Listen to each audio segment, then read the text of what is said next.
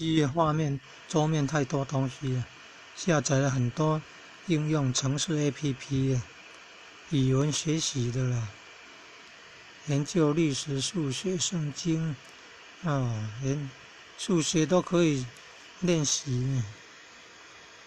有什么方法可以快速看到桌面的？大概要滑3次哦，向下面向上，从下面向上滑上去看看。诶，真的嘞，从下面滑上去，1、2、3、4、5、6、7、8、9、10、11、12啊，太多了，难怪哦，看影片都跑很久。安装下载了太多了手机应用程式 APP 啊，所以在开启这个程式来看 YouTube 影片呢，都比较慢了。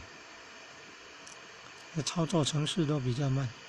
3、4、5、6、7、8、9、10、11、12，哦，竟然有12页，第12页没有满，再向下滑，要恢复这个大的图案了。